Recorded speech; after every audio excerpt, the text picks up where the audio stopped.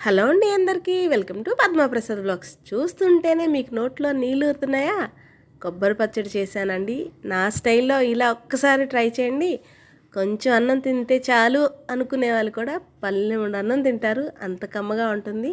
చాలా క్విక్గా, టేస్టీగా, ఈజీగా ఎలా చేసేయాలో నేను చూపించేస్తాను, వచ్చేయండి.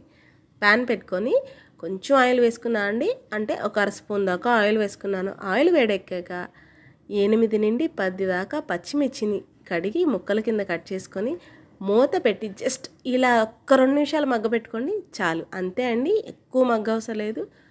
కొబ్బరి పచ్చడి పచ్చిమిర్చితో చేస్తేనే కమ్మగా ఉంటుంది, ఇది గుర్తుపెట్టుకోండి. చూడండి వేగిపోయినాయి కదా, పక్కన పెట్టేసుకున్నాం. ఇప్పుడు అదే ప్యాన్లో ఒక కప్పుడు కొబ్బరి ముక్కలు నీట్గా పైన ఉన్న పెంకు తీసేసి నేను ఇలా కట్ చేసి కడిగానండి. మీకు నచ్చకపోతే ఈ నల్లని ఉన్న పార్ట్ కూడా తీసేయచ్చు, కానీ ఇది కూడా ఉంటేనే పచ్చడి రుచి బాగుంటుంది. వీటిని కూడా 2 నిమిషాలు వేయించుకుంటే చాలండి.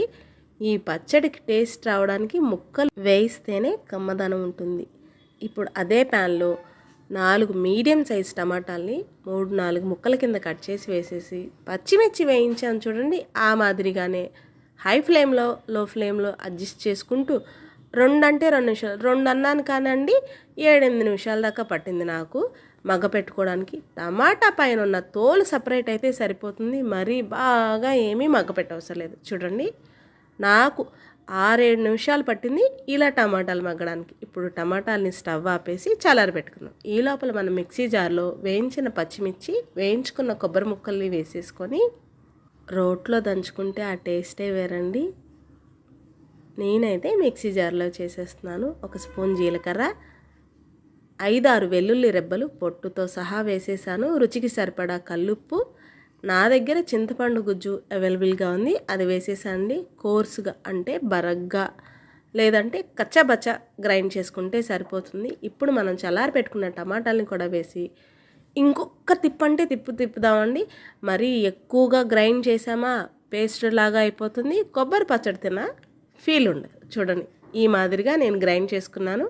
ఇప్పుడు పచ్చడిని పక్కన పెట్టేసి తాలింపుకి హడావిడి అస్సలే అవసరం లేదండి.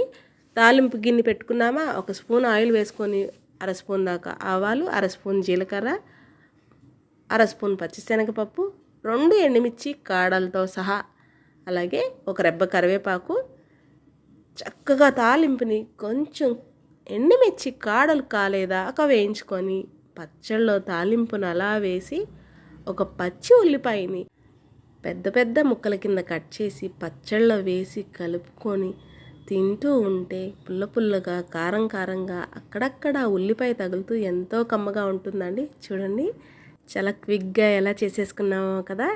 నచ్చిందండి మీకు ఈ వీడియో? అయితే లైక్ చేయండి, మన ఛానల్ని సబ్స్క్రైబ్ చేసుకోండి. నేను మరిన్ని కొత్త వీడియోస్తో మేము ముందుకు వస్తూ ఉంటాను. అన్నట్టు మర్చిపోయాను, మీరు ట్రై చేస్తే ఎలా వచ్చిందో కామెంట్ చేయడం అస్సలు మర్చిపోవద్దు.